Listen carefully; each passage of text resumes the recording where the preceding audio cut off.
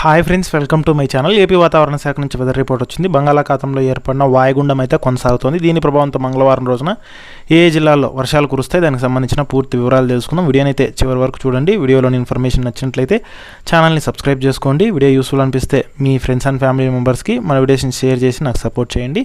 ఇక లేట్ చేయకుండా టాపిక్లోకి అయితే వెళ్ళిపోదాము. వాయువ్య బంగాళాఖాతంలో ఏర్పడిన వాయుగుండం కొనసాగుతోంది. ఈ వాయుగుండం పశ్చిమ బెంగాల్, ఉత్తర ఒడిశా తీర ప్రాంతాలు ఆనుకొని అదే ప్రాంతంలో తీవ్ర వాయుగుండంగా బలపడినట్లు వాతావరణ శాఖ అధికారులు అయితే తెలిపారు.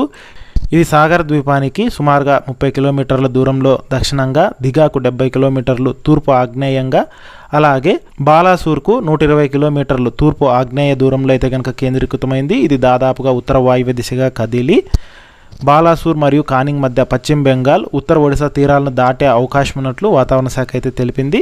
ఇక దీని ఫలితంగా ఏపీలో అక్కడక్కడ మోస్తరు నుంచి భారీ వర్షాలు నమోదయ్యే అవకాశం ఉన్నట్లు వాతావరణ శాఖ అధికారులు అయితే తెలిపారు. ముఖ్యంగా దక్షిణ కోస్తా, ఉత్తర కోస్తా, రాయలసీమ యానంలో తేలికపాటి నుంచి మోస్తరు వర్షాలు నమోదయ్యే అవకాశం ఉన్నట్లు వాతావరణ శాఖ అయితే తెలిపింది. ఇక బలమైన ఈదురుగాలు తీరం వెంబడి గంటకి 55 నుంచి 65 కిలోమీటర్ల వేగంతో వీస్తాయని తెలిపారు. అలాగే మంగళవారం రోజున ముఖ్యంగా పార్వతీపురం, అల్లూరు సీతారామరాజు, పోలవరం జిల్లాల్లో మోస్తరు నుంచి భారీ వర్షాలు పడతాయని, ఇక కాకినాడ, తూర్పుగోదావరి, పశ్చిమ గోదావరి, ఏలూరు జిల్లాల్లో అక్కడక్కడ పిడుగులతో కూడిన తేలికపాటి నుంచి మోస్తరు వర్షాలు కురిసే అవకాశం ఉన్నట్లు ఏపీ విపత్తుల నిర్వహణ సంస్థ హెచ్చరికలు అయితే జారీ చేసింది.